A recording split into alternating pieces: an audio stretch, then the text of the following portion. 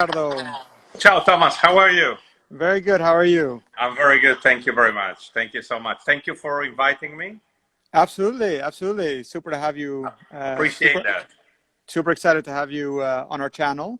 Thank you so much. We're actually reporting here from the center of Amsterdam, and I'm guessing you're in Milano, right? Exactly, Milano Center. Yeah, yeah, yeah. I love Amsterdam. I've been there so many times with any kind of car, motorcycle, anything, because it was one of my favorite destinations. So I know the city very well. Yeah, and it's much quieter these days, but there is some tourism happening I more know, recently. I know, I know. But actually, it's a good time to drive around in a car in Amsterdam, if there's any good time to drive around But in a car yeah, in Amsterdam. and you like to use classic cars quite often. I see many classic cars in Amsterdam. That's very cool. That's very Very cool. true. Yeah, yeah, yeah. Very true. Perfect, Riccardo. So I think a lot of our viewers have started to join. So I think we can go ahead and start with a few questions. Sure. So it seems like we got a lot of popular demand, a lot of people who want to ask Oh, that's cool. questions as well, and That's cool. get to understand a little bit more about you. So when did you start collecting cars, and why is it so important to you? Actually, I started collecting cars as soon as I got my driving license because I had that bug much before because my dad bought a classic car when I was like 12. It was a classic Fiat Coupe of the 60s. It was a very nice car, which I mean, not the same, but I still have a very similar one. So, and that was a big surprise to me because my dad usually didn't do that kind of things. So, one day he came back home in the evening and rang the bell and told everybody, come down and see what's new. And I saw this 60s car. Those were the 80s, so it was not so old, but it was very beautiful. And so I got the bug, you know. So I started thinking that a classic car was an interesting thing because it was more beautiful than the cars that were available in the showrooms. So when I got my driving license, I started. Well, my dad bought me a Land Rover Defender, which was kind of halfway between a modern car and a classic car. You know, it was Absolutely, yes. actually was and still is a classic car that you just buy new in the showroom. So I was happy with that. But then one day I saw a vintage Volkswagen sitting in the street, a 60s one, a Volkswagen bus. And I thought it was the most beautiful thing I had ever seen in my whole life. So I bought it. And after like a couple of months, somebody stopped me on the street and told me, will you sell that thing to me, please? And they sold it for a small profit. I used that profit to go on holiday with my friends. And so I thought, well, this could become a business in some sort of way. And it did. And I did. I made that a business and I made that my life. Yeah, and look at you now. I mean, from what I can see behind you, you've got quite a collection. So Yeah, maybe you I can mean, give us a quick tour in a moment. yeah, sure. Um, so yeah, so I guess the first question is, what does your collection look like? What kind of cars? Is it mostly European cars? You also have some American cars. Yeah, I own, between myself, my business partner, who's not here at the moment, and the garage, we own several cars between US cars and European cars. But my favorite cars are for sure Italian cars and German cars, so European cars. Great. I have a big passion for Porsche 911, as everybody else in this planet. Absolutely.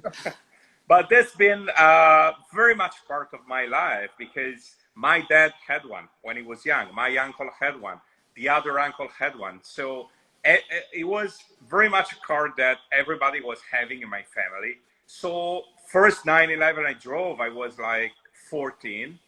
And then it's possibly the car I drove most in my life. And every time I drive one, I'm really happy, relaxed. So that's my all-time favorite car.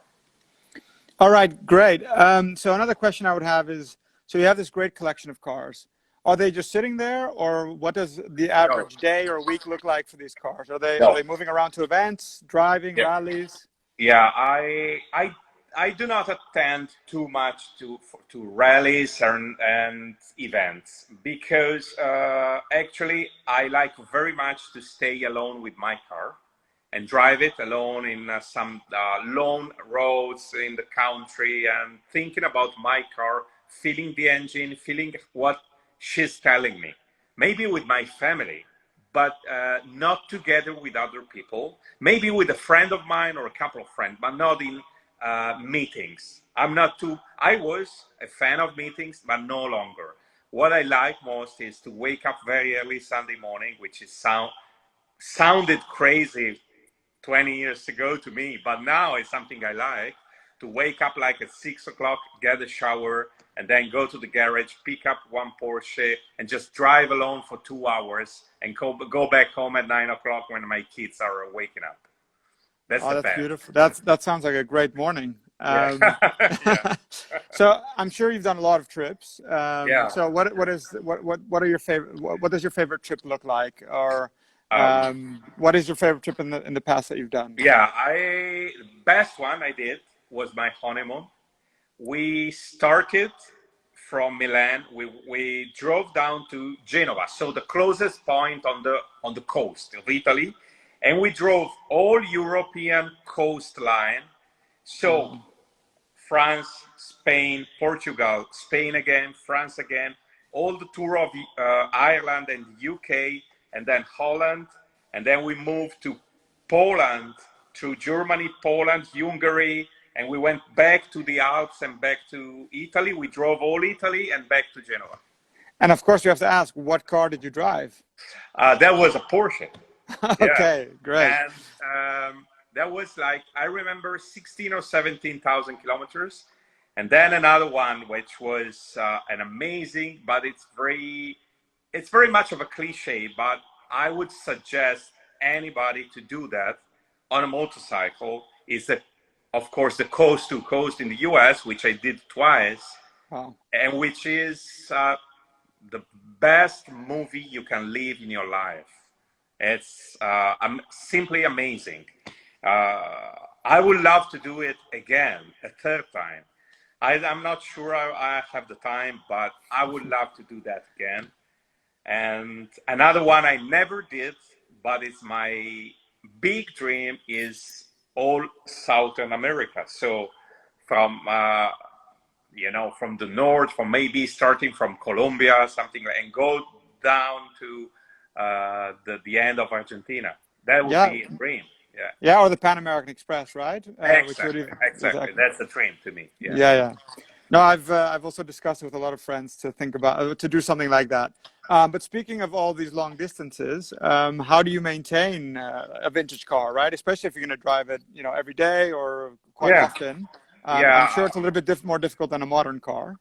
Yeah, of course. This is a good question because actually, if you live in a big town like Amsterdam, like Milano, Roma, London, Paris, then it's very difficult that you can live with your car and use it daily because there's so many limitations for pollution, for traffic, and then maybe you're always on a hurry. So maybe you use it only on weekends, and that could be a very good idea. It's enough. I mean, once a week.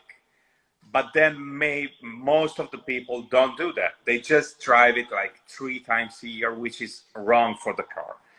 If you happen to live in a let's say better place, like I don't know, some very nice coastal part of France or Italy or in Toscana, then with no traffic in a small town, then you can actually use your car daily, your classic car Yeah, yeah. daily, without any problem because you're not worried about anybody scratching it while parking or overheating the engine and in the traffic or things like that. You just enjoy the best of your car. But not all of us live in those magical places.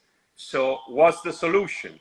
Try to use your classic car as much as you can because the worst thing you can do to your classic is not using. There's a few cars, and I'm speaking about, for example, Porsches or Volkswagens that can stand and no use for a very long time. But other classics don't like that. So they're like Ferrari cars, like some older Mercedes cars, like most of the US cars. They don't like staying sitting. They like to be used. So if you have the idea of buying a classic, before, try to think about, will you be able to use it? Because otherwise it's a waste. It's just like when you like to buy or to adopt a dog. Before that, think my lifestyle is a match with having a dog. Would I be able to walk into the park twice a day to enjoy weekends with my dog, or will my dog just stay in the house sitting and waiting for that magic moment? Then it's wrong. So just think about your lifestyle. If it's okay, just buy a classic car and enjoy it. And where would one start if I want to buy a classic car? Is it good to look at the local newspaper, or well, these days it's probably online, of course? My experience, where I'm assuming that somebody has a clear idea of the kind of car that he wants to buy. Okay, right. So let's say that I want to buy a small convertible. So, for example, like a Porsche Targa. So nothing too expensive, nothing too difficult to maintain, but something very practical, like for example that, or for a lower price, like a Volkswagen convertible. Okay, so you have that car in mind. So first thing is to check with your classic car friends and spread the voice, because they might help you finding that fantastic bargain and jewel sitting somewhere in some garage, friend's garage. It's just waiting for you to come at the right price. For me, looking at the ads on the net is possibly the last option, because if unless it's just popped up, I mean the ad is just popped up the same day, so it might be a good business for you to buy that. Or if it's sitting there for like weeks, then there must be a reason why it's not being sold or bought by somebody. So first thing is just spread the voice between your friends and try to understand if something is available locally. Okay, don't travel too far unless you cannot find one. And so, speaking about the vintage car market, obviously the last few months have been very abnormal months for everybody in almost every industry. Oh, yeah. So how has that impacted you and your collection? Have you found that people are selling more vintage cars, or they have more time on their hands, so they want to fix more vehicles? Yeah, listen, for sure, when we were inside the lockdown, everybody was not selling, but everybody was checking the ads, because so much free time. So everybody was checking the ads and saying in his mind, okay, I will be buying that. I will be buying that. So for 3 months, the desire has grown. But then at the same time, the fear of economic problems was growing also. Of course. So the situation was at a standstill for a few weeks after the end. Did it end?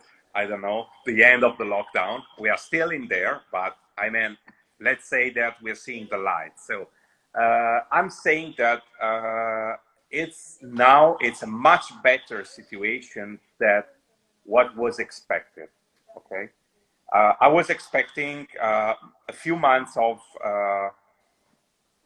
zero sales and zero interest, but it's not like that. People are calling me. I've sold a few cars in the past 2 weeks. I don't know, like 4 or 5 cars. So it's okay. It's not too bad, and for sure prices are still to be understood. Well, I'm talking about big money cars. I'm not too sure that they will go back at the same price as before. For sure, the quality cars will stay there, but the average cars maybe will see a lower price. Got you. So there's a lot of questions here about people wanting to have a look at your garage. Can you give us Yeah, a quick scan of the garage behind you? of course. I hope it's not too boring because I'm a big fan of Porsche. So I'm sorry if you will see mostly Porsche cars. I don't think we mind at all. But anyway, let's go. So this 6970 Mercedes-Benz 6.3 is a French car. It's a very beautiful one, and he just brought it to me. So our classic cars are separated from the main area by these protections. So I hope. Tell me if you see. Yeah, we see fine. Okay, that's cool. So you see a line of Beautiful. Porsche cars here, and about as many colors as you can see. Okay, and then in the background you see a blue Lancia Stratos. Undercover there's a Delta Integrale and a few more Lancias. And then we have this very nice boy. Great for road trips. Exactly. We have a few of those. So that's very much our garage. You see, it's And too. and in the garage, you also are doing. Is this only for the storage, or is there also a huge maintenance and a No, workshop? no, we don't. We have various specialists that help us with maintaining the cars, but we don't do any kind of work inside because it's the empty place. The empty space is more like a meeting place, a place where our friends and enthusiasts and clients meet. They come over and they have a chat. They have a glass of wine, and we stay all together. So we didn't want to have too much noise and dirty around. Understandable. So And it that's looks beautiful, if I must say so myself. thank It you looks so much. amazing, Appreciate it. Thank you. especially the cars in it, right? Yeah. Thank you so So much. yeah, but talking about the cars again. So what has been, I guess, the most precious car you've seen go in and out of your collection, or is in your collection? Um, well, we've seen, of course, a few Ferrari cars, but listen, I would have to think about that because some Porsche cars are really becoming very expensive. So for sure, it must be some 60s Ferrari. Yeah, something Yeah, like that. For makes sure. sense. Yeah, Makes yeah. sense. But the Lancia Stratos behind is also kind of valuable. Yeah. Okay, great. So yeah, we're also getting a question about so safety, right? So obviously these cars were built years and years ago or decades Yeah. ago. So when you're driving them today, are the things you have to consider in today's world from a safety Oh yeah. perspective? Yeah. That's one of the main points I always keep in mind when I'm driving my cars because until a few years ago I felt like that nothing could ever happen to me, but now I feel that that everything can be behind the corner. So, and classic cars are not safe unless you choose something from the 80s, like a big Mercedes from the 80s, which is already a classic car and is super safe. But then if you drive a 60s Porsche, if you drive a 70s Lancia, an Alfa Romeo, Giulia, or anything like that, it's not going to be safe. So the only way you can reduce the risk is not to take the risk. So everybody who's driving a classic car should drive very defensively. So just stay far from other cars, just to always think what's happening and not do stupid things. That the stupid things that we are used to do with normal cars because they drive for us. I'm talking about looking at the iPhone or crazy things like that. If you do these crazy things on a modern car, then the steering wheel is moving by itself, or something is starting to beep when you're too close from the car in front of your, health, like that. But not on a classic car. So, and then if the crash happens, it will be much tougher than with a modern car. So, And in Italy, do you need a special license or a no, special permission to drive these vehicles? no, no. You can drive it. No. I mean, that's just a limitation for younger people who just got the driving license. Like, I don't know, maybe in the first 3 years or 5 years, they cannot drive over a certain horsepower number, but a certain engine power. But I don't know, because it was not like that at my time. I mean, my first speeding ticket was when I was 19, and I was doing 245. So for Okay. sure, it was a powerful car, I'm sure. Yeah, absolutely. Yeah. And speaking of speed and adrenaline and enjoying while you're driving, what kind of music do you listen to? What kind of feeling do you like to have when you're driving your Yeah, listen, convertible?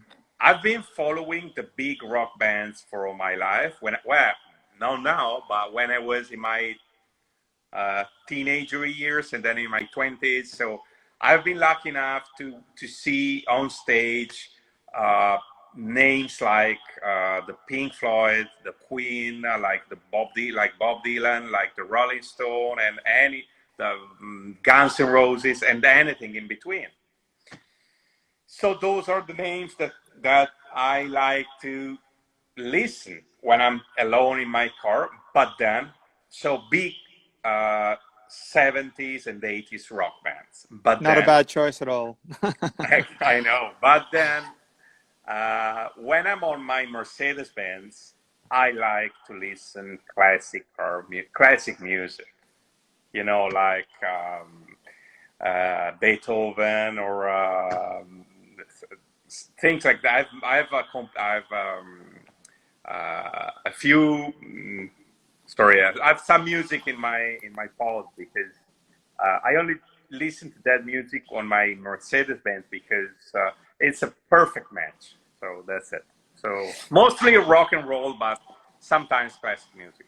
Well, speaking of big names, rock and roll, classical music, have any of your cars ever featured in movies or TV programs? My cars, you Yeah, mean? your collection? Uh, oh yeah, but only if yeah, I think only Italian movies. I remember giving a BMW, one of those early combi station wagon cars, of the 80s. Oh, sorry. And then No problem. I for sure a Mustang. Yeah, I Nice. gave a Mustang to some production, but then we usually rent very much Porsche cars. I did that this morning for a fashion business, photo shoots and productions, mostly Porsches. Yeah, Very interesting. yeah, that's fun. And now that the lockdown is a little bit lessened in Italy, are you planning on any road trips for the summer? Oh yeah, I'll be using not a classic car actually, because Okay. Volkswagen Italy is going to give me a beautiful new camper van. Ah, They just nice. introduced, and I'm going to use it around Europe. I'm going to up down to Portugal and then go back to all around Spain for the summer. And then if I will have time for myself alone, I mean, if my kids will be somewhere with my wife, I don't know, then I plan to take one of my motorcycles and go around Italy alone. That's something I really want to do because it's too much time. I'm not doing that. I have an old Harley Davidson, which is a 1989, and then I have an old BMW, a Paris Dakar, which is just like my sister. I love her, and I need to use her. I really need to use her. I'm feeling that. So this summer I will have a week together with my BMW. And when you go on the motorbike, do you do that always on your own, or do you also have a group of friends that you share the road with?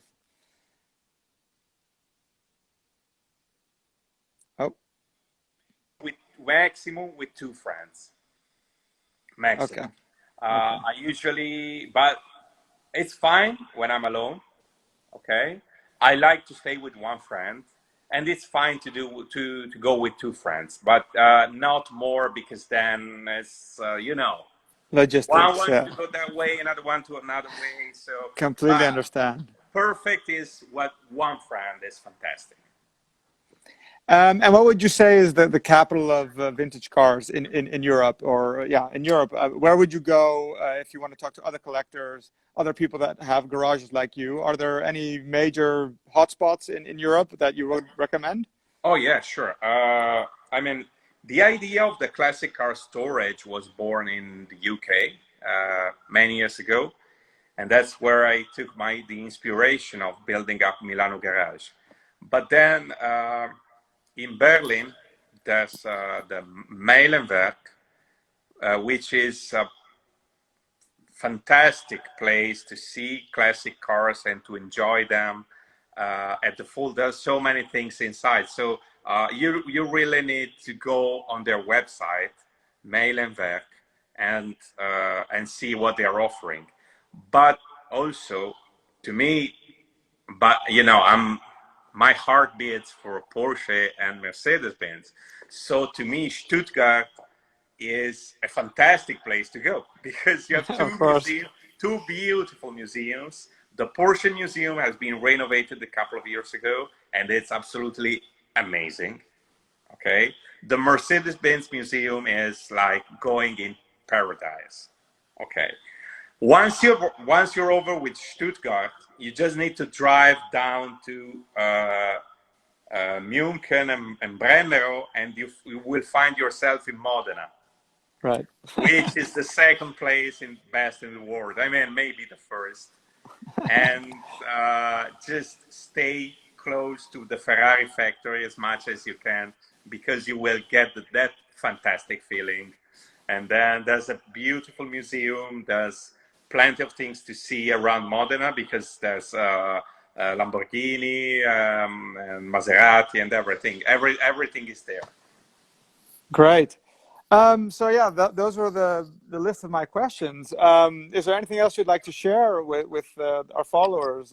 I'm saying hello to my friend Semanai Classico. He's a very good friend. So sorry for stopping you. Tell No, me of course, everything. of course.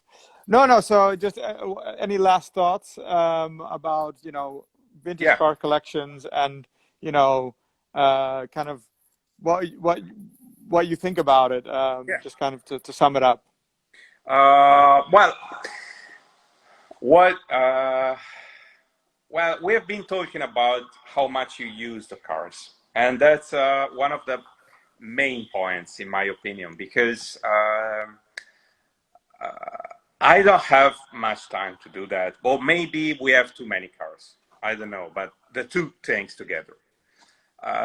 In my opinion, best thing is to understand what's uh, what's your lifestyle, as we said before, and to be honest with yourself and to understand how much time you can give to your classic cars and buy one or two or three classic cars following your spare time.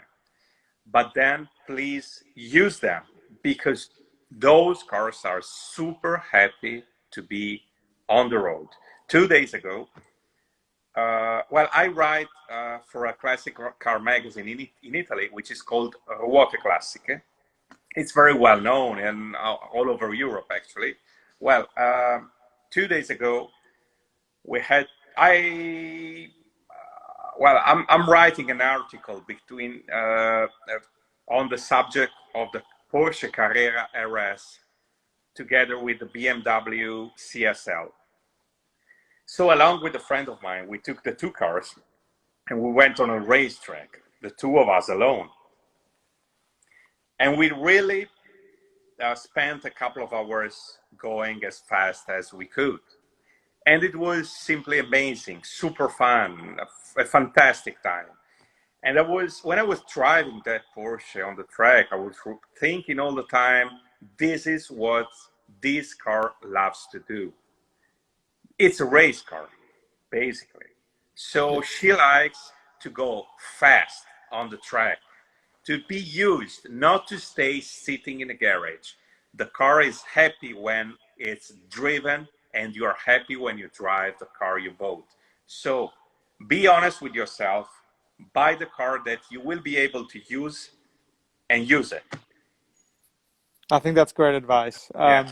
And you've actually motivated me to even go start looking at some classic cars, vintage Yes. cars. When And you I like think it.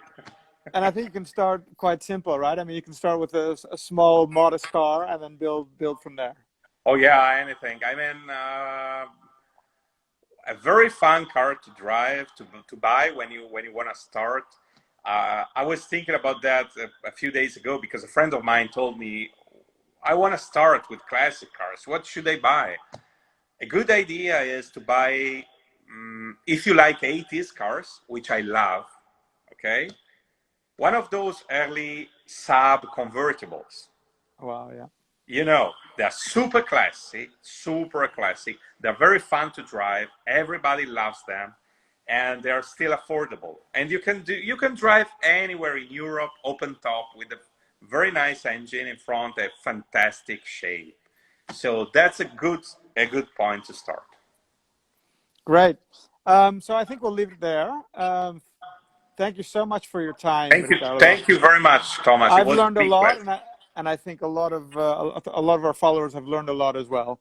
I hope so. Um, and yeah, we hope to be in contact and see Yes, more of content from course. your end and see more of your garage, of course. Yeah, thank you so much. Come over when you like. All right. Thank you, Riccardo. Thank you. Bye bye. Ciao. Bye. Ciao.